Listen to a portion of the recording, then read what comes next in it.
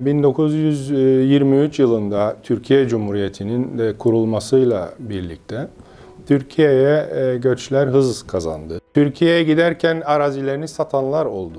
1950'lere geldiğimizde artık bir toplumsal bir silkinme ihtiyacı ortaya çıkmıştı. Türkiye'nin yardımları 1963'ten sonra değil, ondan önceki yıllarda da başlamıştı zaten. Kızılay'ın yardımlarının gelmesini hazmedemeyerek bize neredeyse ölümü reva görerek 67'ye kadar korkunç bir ambargo uyguladılar. 1963 saldırılarıyla karşı karşıya kaldık.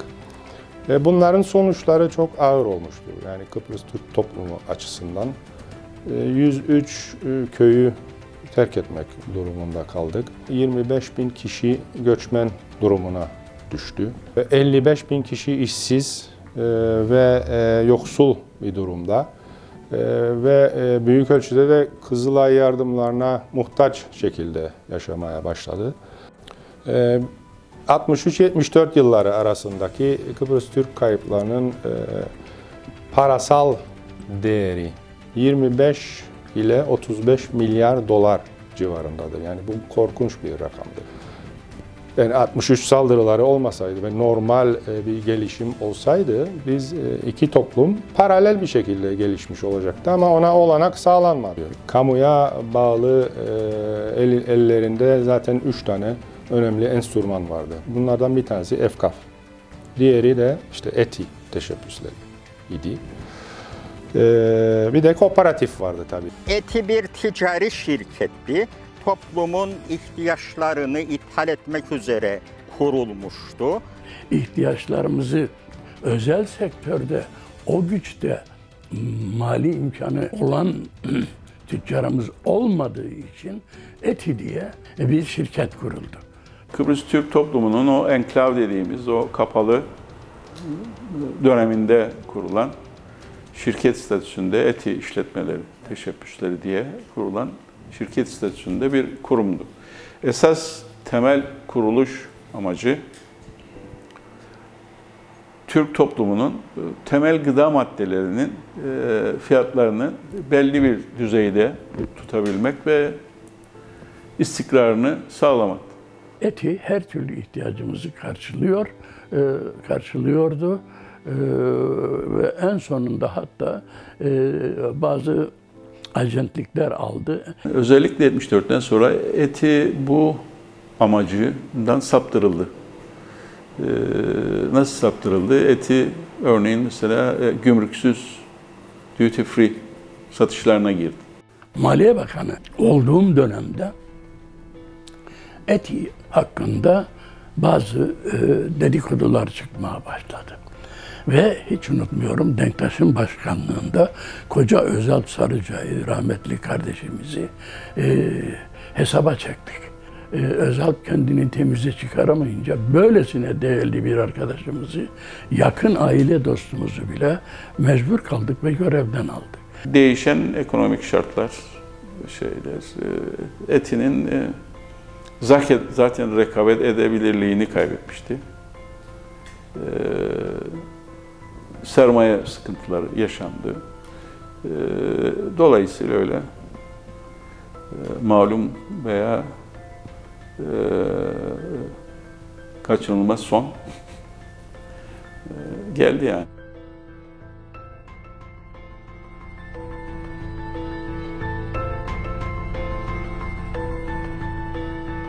...1963 yılında ortak cumhuriyetten atılan Türk toplumu bütün ekonomik programların dışında kalır. Cumhuriyetin kaynakları ve dışarıdan gelen mali yardımlar silah zoruyla yönetimi ele geçiren Rumlar tarafından kullanılır. İşsizlik ve yoksulluğun had safhaya ulaştığı Kıbrıs Türk toplumu Rum saldırılarından kaçarak güvenli bölgelere göç eder. Bu göçler sonucu barınma sorunları da yaşanır ve aileler yıllarca çadırda yaşamak zorunda kalır.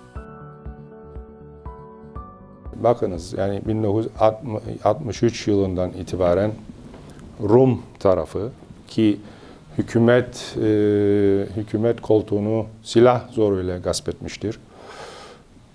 1963'ten 74'e kadar Rum toplumu 3 tane kalkınma programı gerçekleştirdi. Biz bu kalkınma programlarının bütünüyle dışındayız. Hiçbir şekilde bir istifade etmedik. Çünkü dediğim gibi bütün limanlar vesaire hepsi Rum kontrolünde ve bütün kaynaklar da hep Rum tarafının elinde. Yani bizim için bu kaynaklar söz konusu değil. Kalkınma programlarından veyahut da Kıbrıs Cumhuriyeti'nin dıştan aldığı dış yardımlardan faydalanmamız hiçbir şekilde söz konusu olmadı. 1974'e geldiğimizde maalesef tablo bu şekildeydi. İşsizlik yani büyük boyutlardaydı. Liderlik bu konuyu halletmek için çok çaba göstermesine rağmen bir türlü olmuyordu. Yani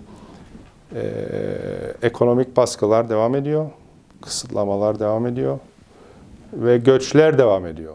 Yani bu göçleri durdurmak için işte dediğim gibi liderlik bazı fonlar oluşturup yani teşvik fonları vesaire yeni mezun gençlerimize işte kredi imkanları sunmaya çalıştı. Ama çok fazla da bir etkin olduğunu söyleyemem. Göçler devam etti. Bu arada tabii 1968 yılında başlayan işte Denktaş-Gleridis siyasi görüşmelerinden de bir netice alınamıyordu. Yani seneler süren müzakereler söz konusu oldu ama herhangi bir sonuç alınamıyordu. Çünkü Rumların istediği neydi? Nasıl olsa Türk toplumu yavaş yavaş adayı terk edecek. Geriye kalanlar da bize tabi olarak azınlık statüsünü kabul edecekler şeklinde Makaryos'un bir değerlendirmesi vardı ve onu uyguluyordu. İşte bu yıllarda, bu şartlar altında biliyorsunuz 1974 yılında Rum-Yunan ikilisi çok büyük bir tarihi hata yaparak bir darbe gerçekleştirdiler. Amaç adayı Yunanistan'a bağlamaktı. Tabii Türkiye, anavatan Türkiye bir garantör ülke olarak hareketsiz kalamazdı. 1960 anlaşmalarından kaynaklanan haklarını kullanarak adaya müdahale etti ve bugünkü durum ortaya çıktı. İşte 1974 yılından itibaren de Kıbrıs Türk toplumu çok daha geniş ekonomik olanaklara kavuşmuş oldu.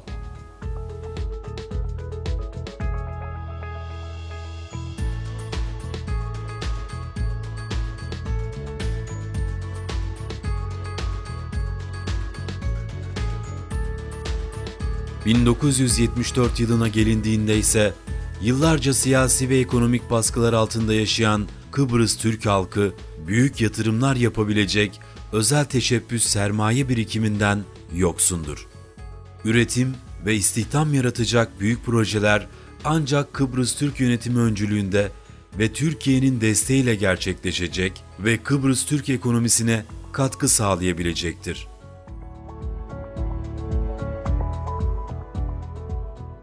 Türkiye'de devletçi ekonomik modeli benimseyen Bülent Ecevit başkanlığında bir hükümet vardır. Ecevit, Kıbrıs'taki askeri başarının devamında Kıbrıs Türk toplumunun ekonomik olarak kendi ayakları üzerinde durabileceği bir yapının oluşturulmasının öneminin farkındadır. Ve Türkiye'deki kamu, iktisadi teşekkülleri benzeri işletmelerin hayata geçirilmesi için kurmaylarını görevlendirir. 1974 Barış Harekatı'ndan sonra kuzeyde oluşan Kıbrıs Türk bölgesinde ekonomi o günkü şartlarda tabii daha önce enklavlarda yani gettolarda yaşayan bir Türk toplumu olduğu için henüz daha gelişmemişti. Bu nedenle kuzeyde henüz bir ekonomik altyapı ortada yoktu. Bu nedenle bu Rum toplumundan kalan fabrikalar, atölyeler ki bunlar büyük ölçüde Lefkoşa'nın Haspolat bölgesi ile Magosa ilçesinde kümelenmişti. Bunlar yeni ekonomik oluşumlar için ve aynı zamanda üretken bir toplum ve rekabet edebilir bir ekonomi yaratmak için o düşünceyle hepsi bir çatı altında Sanayi Holding isimli bir çatı altında hepsi bir yerde toplandı. Türk toplumu genelde ve özelde de Türk iş adamları bu tür tesisleri çalıştırabilecek, işletebilecek sermayeye ve know-how dediğimiz deneyime sahip değillerdi. Çok kısıtlı ve sınırlı iş adamları söz konusuydu. Bu nedenle dönemin Başbakanı Sayın Ecevit'in kabinesinde de görev yapan Ziya Müezzinoğlu, akademisyen bir ekonomist olan Ziya Müezzinoğlu, bu yine genelde ekonomiyi, özelde de bu üretim birimlerini işletmeye sokup organize etmek için görevlendirilmişti. Sayın Müezzinoğlu tabii ekonomik görüşlerine paralelinde ki bir sol bir akademisyendi. Türkiye'deki kamu iktisadi teşebbüsler diye adlandırılan KİT modelini ile bu verilen görevi gerçekleştirmeye karar verdi. Tabii o koşullarda dediğim gibi doğru bir karardı. Çünkü yerel sermaye ve deneyim, bilgi, görgü, know-how pek bu görevi, bu misyonu yerine getirecek boyutta ve kapasitede değildi. 1974 sonrası özellikle amacı kâr etmek olmayan, üretim ve istihdamın hedef alındığı politikalar sonucunda Kuzey Kıbrıs'ta Sanayi Holding, Cyprufex, turizm işletmeleri, Kıbrıs Tütün Endüstrisi, Kıbrıs Türk Hava Yolları gibi kurumlar faaliyete geçirilir.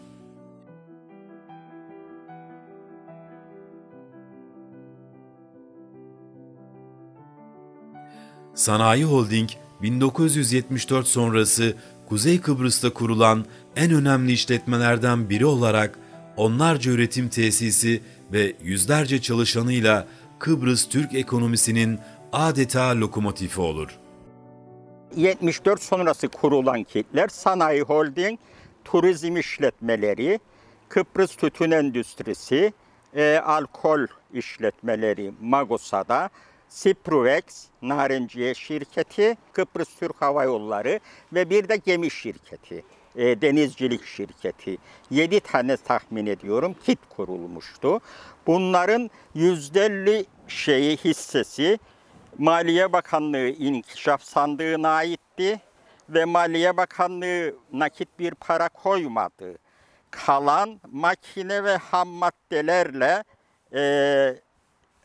sermayeye olan payını ödemiş oldu. Nakit işletme sermayesini de Türkiye'deki ilgili kuruluşlar koydu. Sanayi Holding'in ortakları Makine Kimya, Petkim, Sümerbank, Etbalık ve Zirai Donatım'dı. Bu kurumlar 50 milyon Türk lirası bir sermaye koydular şirkete.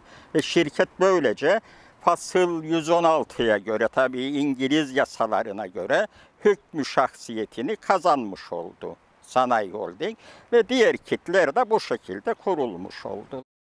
Sanayi Holding'in eline geçen, kuzeyde bize kalan bütün tesisler, ki bunların sayısı 270'i buluyordu.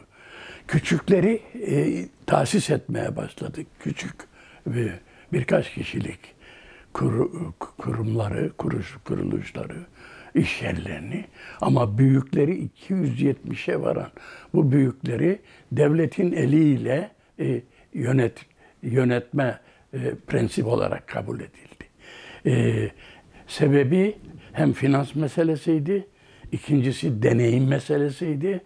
Bu fabrikaları yönetebilecek bilgide ve deneyimde iş adamımız da yoktu. Dolayısıyla atılan adımın bugün yanlış olduğunu söylemek doğru olmaz. Ve bu tesisler böylece Sanayi Holding gibi çok güçlü ve Türkiye'den de bu kurulan ayrı ayrı şirketlere ortaklık teklif edip onları da gerek know-how itibariyle, bilgi ve beceri itibariyle, deneyim itibariyle, gerekse finans itibariyle onlar da içimize alınarak Sanayi Holding uzun bir süre gerek iç ihtiyacımızı gerekse dışa ihracat yapabilecek kadar bir kapasiteye sahip oldu. Sanayi Holding'in kuruluş amacı, biz Hilmi Bey'den başlayarak tesisleri emniyete aldık. İstihdam yaratmak için bu faaliyete geçirmemiz gerekirdi bu şeyleri ve bir de makineleri çalıştırmak lazımdı. Atıl kalmaması lazımdı bu makinelerin. Bu ekonomik aktivite de topluma hem ithal ikamesi yaratacaktı, ithalat duracaktı, azalacaktı ve o günün şartlarında o kadar zor olmasına rağmen ihracat olan imkanı da sağlayabilir miyiz düşüncemiz de vardı ve yaratılan bir katma değer olacaktı milli gelire bunların çalışmasıyla.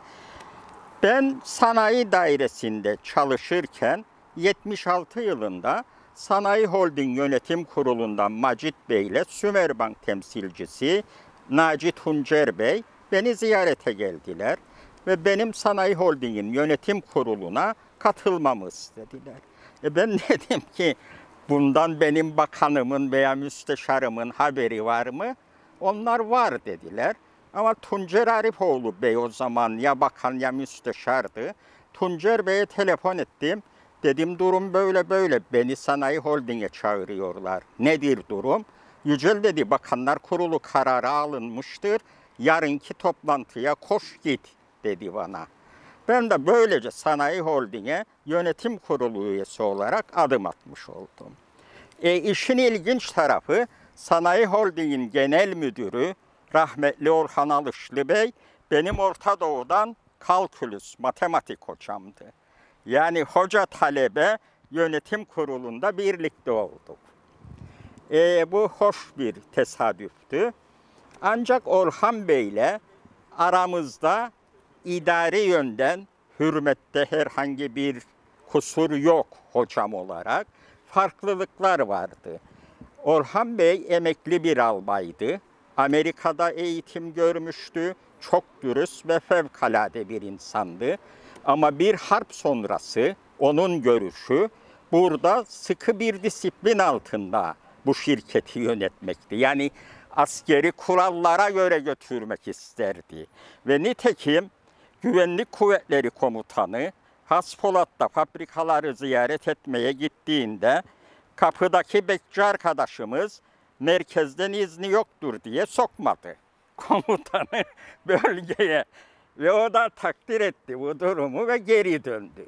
Ama bunu ticari bir işlemde takdir etmezlerdi. Çünkü Mora'da sabanı kırılmış bir adam gelecek tamir ettirsin Haspolat'taki sanayi bölgesine. Merkeze gelip izin alacak merkezde maliyet yapılacak, gidip tamir ettirecek, gelip merkeze ödeme yapacak. Bu ticari işlemlere, esnekliğe uymayan bir durumdu. Bu görüş ayrılığımız nedeniyle ve bir de oğlunun Amerika'da tahsile gitmesi dolayısıyla hocam istifasını verdi ve ayrıldı. Yönetim kurulu da bana dedi ki yeni bir genel müdür atanana kadar sen vekaleten devam et. Ama o vekalet bitmedi ve ortakların genel kurul toplantısında genel müdür olarak devam edeceğim diye karar aldılar. Ben kimseden bir makam talep etmiş değilim bugüne kadar. Hep görevlendirilmiş birisiyim. Ve ben 77 yılı genel kurulunda şirketin hem yönetim kurulu hem de genel müdürü yani murahhas üye olarak göreve devam ediyordum.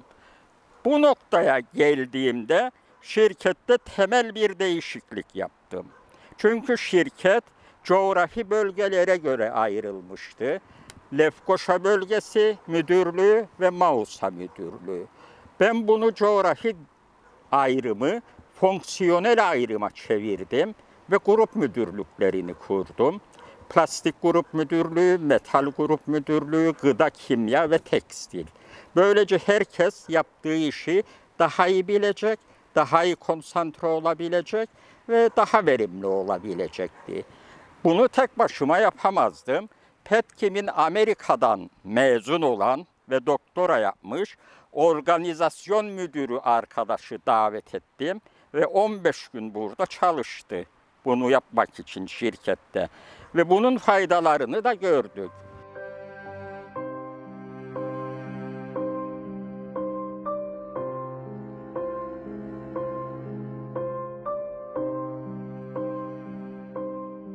Sanayi Holding'in ilk yıllarında tesislerde görev yapan elemanların yeterli tecrübe ve bilgiye sahip olmaması nedeniyle üretim sürecinde sorunlar yaşanır.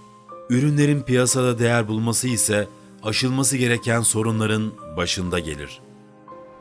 Bazı üretimlerde isim önemlidir. Mesela kozmetik fabrikamız vardı. Sanayi Holding kolonyası olarak verdiniz mi pek de bir şey yapmazdı. Bunun için Almanya'dan Femia firması ile anlaşma yaptık ve Femia trademarkları altında piyasaya kozmetik sürmeye başladık. Tim diye bir after lotion çıkardık, yok satmaya başladı. Gelen bütün Türkiye'liler her yerden Tim almaya başladılar. Ve diğer şeyler, ürünler Femia'nın. Elektrot fabrikamızı çalıştıramadık. Çok teknik bir konuydu. Onun için de Oerlikon'la anlaşma imzaladık. Oerlikon ismi altında imalat yaptık ve Lübnan'a da Oerlikon elektrot ihracatı yaptık. Diğer üçüncü bir sıkıntımız da bisküvideydi. Bisküvi un fabrikasının yanında bir bisküvi tesisi vardı. Petit böre ve diğer kremalı çeşitlerden bisküvi yapıyordu sahibi. Biz yapıyoruz bisküviyi, başaramıyoruz. Hamdi Bey diye üretim müdürümüze dedim ki 24 saat kal orada. Yani yatağa alıp giden müdür arkadaşlar vardı ve fabrikada 24 saat çalışırlardı. Bazen üretimi yetiştirmek için, siparişi yetiştirmek için. Hamdi Bey'e gidip baktığımızda espriyle geldi arkadaş, gidip bakan arkadaş.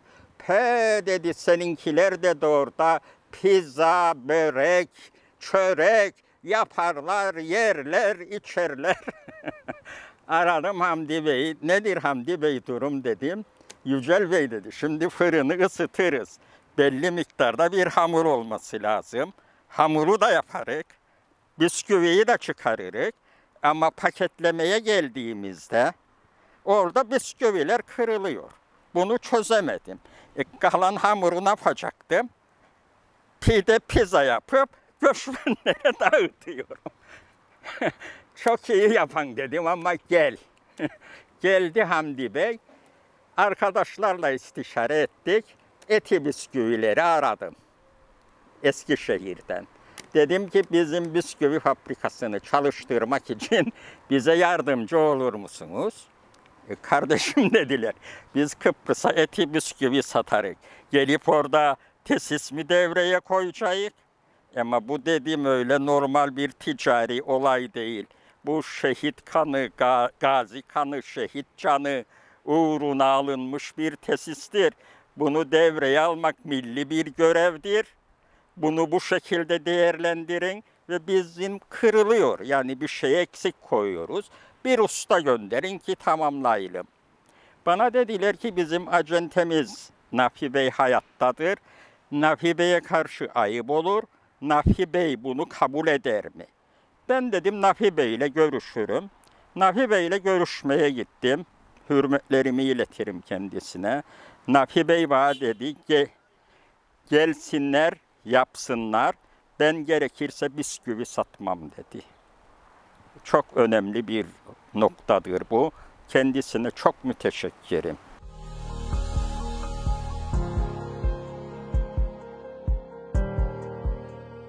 Tesislerde kullanılan makinelerin yedek parça temininde büyük sıkıntılar yaşanır.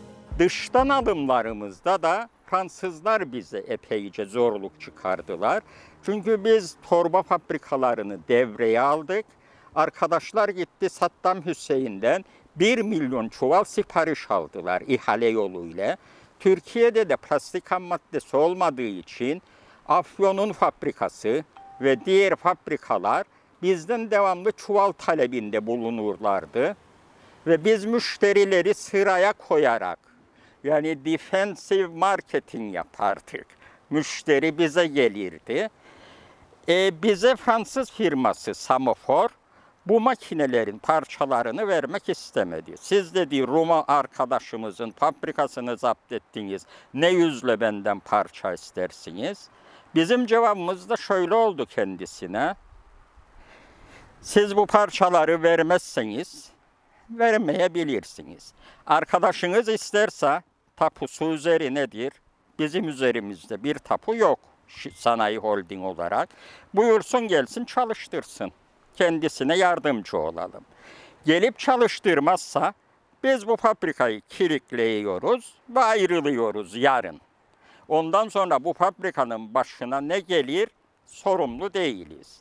Ama siz bize parça verir ve çalıştırırsak biz bu fabrikanın sorumlusuyuz ve sizden her yıl bu kadar yedek parça alacağız ve gelen çuval taleplerini karşılamak için de sizden yeni makine almamız lazım. Çünkü Rum'un makineleri de her fabrikada yeni değildi. 1960'ların reconditioned edilmiş makineleriydi. Bunun üzerine Fransız müdür dedi ki genel müdürle görüşmem lazım. 20 dakikanız var dedim. Ya evet ya hayır cevap, bu akşam kapatıyorum. 20 dakika sonra aradı. Kabul ediyoruz, vereceğiz. Ancak Fransa'dan Kuzey Kıbrıs'a mal çıkışı göstermek istemiyoruz. Ne yapabiliriz? Hiç sorun değil dedim. İngiltere'den arkadaşımız Önal Dedezade Bey'i aradım. İlk uçakla Fransa'ya uç, Samafor'a bu parayı öde, bu parçaları al, Heathrow'dan Türk Hava Yolları ile bize gönder. Böylece o sorunu da çözmüş olduk.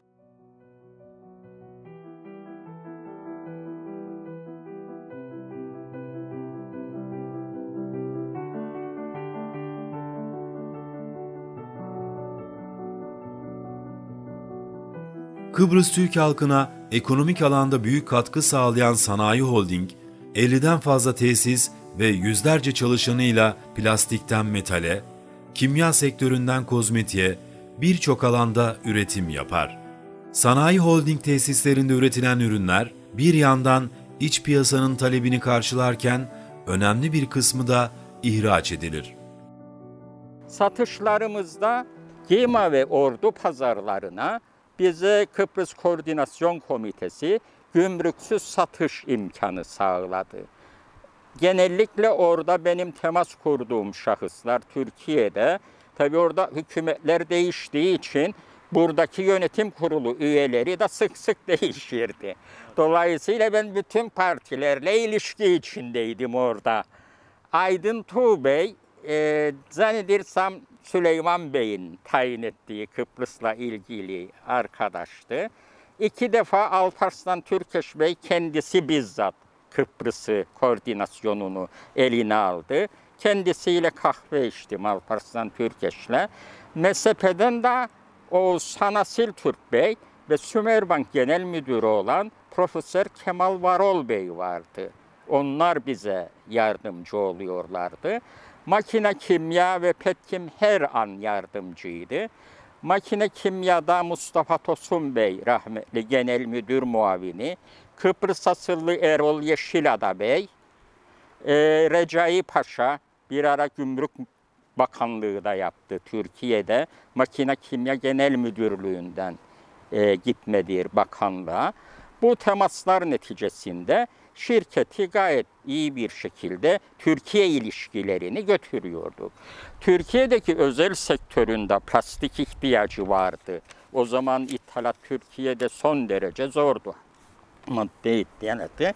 Profilo ile yıllık anlaşmalarımız vardı. Profilo'nun yaptığı cihazların plastik hassamlarını biz yapıyorduk burada. Ayrıca Beşiktaş'ta başkanlık yapmış Mehmet Üstünkaya bizden plastik mamuller alırdı ve tacirler var ya şimdi finans, onun Kur'an Ali Bey yakın dostumuz, o plastikle ilgili müşterimizdi. Bunun gibi billur tuz, ambalaj malzemelerini bizden istiyordu.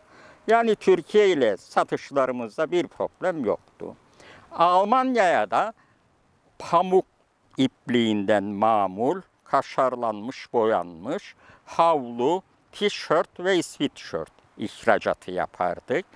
Çünkü orada normal bir üretim yapsak, baktım ki Çin'de rekabet edemeyiz. Çin'de bir hanım günde 20 tane yaparsa, bizim fabrikadaki hanım 12 tane yapar.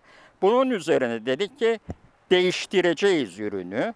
%100 pamuğa geçtik, kaliteyi yükselttik, fiyatı da artırdık. Alman'ın hoşuna gitti bu kaliteli mal sürmek piyasaya. Hatta 2 sene önce Türkiye'den gelen sınıf arkadaşım hanımı dedi ki, Yücel ne biçim nevresim yaptınız? 30 senedir kullanırım eskimedi atayım. Hollanda'ya da bayanlar için çok çeşitli desenlerde kozmetik çantaları yapar, ihraç ederdik. İngiltere'ye de bu tür tekstile yönelik ihracatlarımız olurdu. Lübnan'da Mr. Harake'nin eşi, Mr. Harake, polis veya ordu genel komutanıydı. Olaylar çıkınca Lübnan'da ayrıldı, emekliye ayrıldı. Eşi Kıbrıslı Mübeccel Hanım'dı. O da bize yakın ilgi göstererek Lübnan'ın en büyük tüccarlarından Labban diye bir Arap'la tanıştık. Ve Labban'a da boru, elektrot, çivi, benzeri inşaat malzemeleri önemli miktar gönderirdik. Diğer esas şeyimiz ki şirketin amiral gemisiydi. Dikişli çelik boru imalatımız vardı. Libya'da da Gaddafi o zaman liman inşaatları ve diğer inşaatlara ağırlık verdiği için Libya'ya da epey büyük miktarlarda boru ihracatı yapardık. Boruda başarılı olmamızın bir nedeni de ismini zikretmem lazım. Genel Müdür Muavinimiz Erdil Nami Bey, Japon Marubeni çelik firmasında Türkiye'de müdür olarak çalışmış ve bu konuyu en iyi bilen bir arkadaşımızdı. Hem ticari yönden hem de metalin kendi özellikleri, vasıfları ve diğer incelikleri yönünden. Erdil Bey'e bu noktada çok ağır iş düştü ve bunu başarıyla götürdü. Bir de önemli bir şeyimiz Narpak tesisimizde Türkiye'den getirdiğimiz çok kalifiye ustalarla narenciye paketleme tesisi yapardık. Yani fabrika üretir ve bu Güzelyurt'ta gördüğünüz narenciyeyi tasnif eden, ilaçlayan, paketleyen tesisleri imal edip montajını yapardık gidip ekip ve Türkiye'de de 4 veya 5 yere bu tesisleri sattık ve montajını yaptık. Yeni ürün olarak da Narenciye'de 10-12 kiloluk kasalardı. Bunu büyütmek için İtalyanlara yeni bir kalıp yaptırdık 20 kiloluk kasa yapmak için. Orada bizi biraz zorladılar, başaramadılar, edemediler. Sonra basıncı yükselterek çözdük ve bugün hala daha benim kullandığım kasalar var 20 kiloluk. Ve sera örtüsünde de 3.20 idi ebatlar. Biz onu 6 metre çekecek şekilde yeni bir tesis kurduk. Bunun gibi sobada, termostatlı soba imalatımız oldu. Son derece kaliteliydi onlar da. Bunlar şu an tabii 50 yıl sonra anımsadığım noktalardır. Evet, dövizli satışlarımız Libya'ya, Lübnan'a, Irak'a, Almanya'ya, İngiltere'ye, Suudi Arabistan'a da bir parti malımız oldu.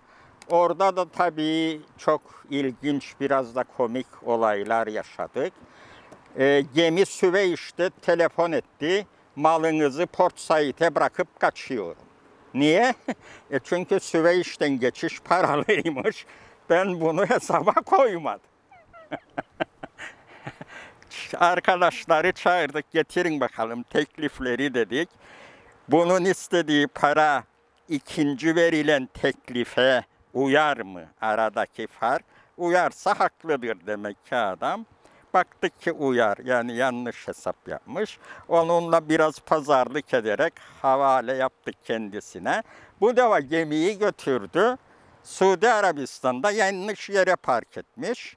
Suudi gümrüğü el koydu gemiye. Arap arar bizim müşteri. Ben diyor malı alamıyorum. Akreditifi de size çözdürmüyorum. Çünkü problem çıktı. Büyükelçiye gittik. İnal Batu Bey'di. O da rahmet ister herhalde. Suudi Arabistan Büyükelçisini aradık Türkiye'nin. Gitti orada rica etti bizim gemiyi. Serbest bıraktı. Bunun gibi de tabii ilginç olaylar yaşadık.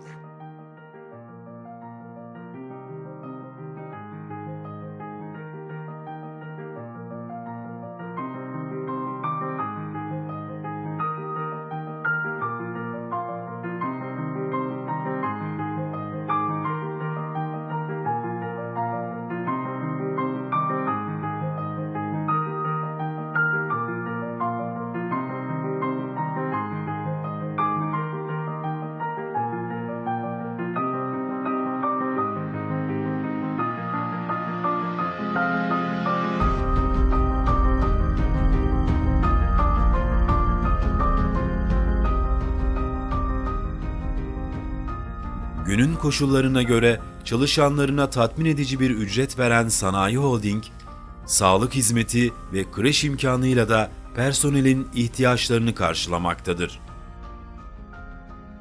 Biz 40 tesis çalıştırırdık. 1400'e kadar çıktı bizim personel sayımız ve 8 fabrikayı da 3 vardiya çalıştırdığımız dönemler oldu. Personel dediğim gibi 1400'lü, ayrıldığımda 1250 veya 1300 civarı bir personel vardı. Personelin maaşları bugünkü gibi değildi. Devletin maaşlarının %10 üzerindeydi. İhtiyat sandığı ve sosyal sigortalarını yatırırdık, primlerini. Ayrıca yıl sonu kardan da personele pay verirdik.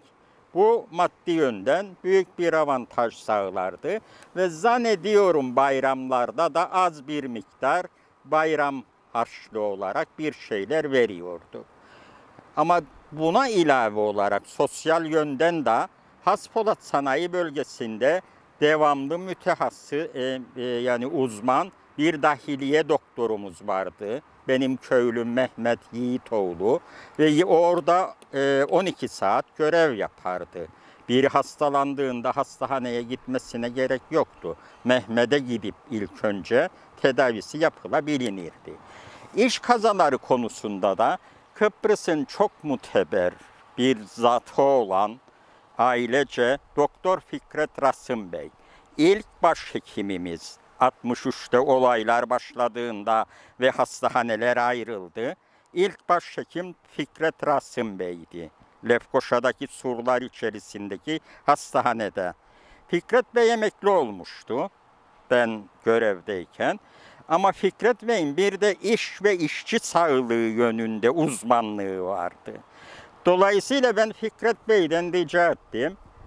Abi dedim, bizim fabrikaları böyle boş zamanında bir dolaşırsan günde bir iki ve gözüne çarpan işçi sağlığı ile ilgili yanlışlarımız varsa bunları bana bir not halinde verirsen sevineceğim. Hay hay dedi Fikret Bey ve Fikret Bey fabrikaları gezmeye başladı ve dökümhanede biz ayran ve süt vermeye başladık çalışan personele. Mesela botların farklı olmasını istedi bazı noktalarda. Eldiven, maske, çünkü sünger dökerdik, orada da kimyasallar vardı, çeşitli kimyasallar. Maske kullanılması, hemlet kullanılması gereken yerler vardı. Fikret Bey bunları bir şey talep etmeden sadece ben Fikret Bey'e benzin parasını verirdim. Ama gel gör ki muhalefet hemen başlık attı. Kıbrıs'ın en zengin adamını Yücel Bey Sanayi Holding istihdam etti. Aldırmadık. Reşat cevap verdi ona. Evet, bir de Haspolat'ta hanımlar işe gelirken çocuklarını bırakmaları için bir kreş açtık. Orada bir hoca denetiminde okula gitmeyen çocuklar o kreşte mesai saatlerinde bakılır, eğitilirlerdi. Yani şirketin hem işçi sağlığı yönünden, hem sağlık yönünden, hem kreş yönünden sosyal faaliyetleri de vardı. Yani maddi şey dışında.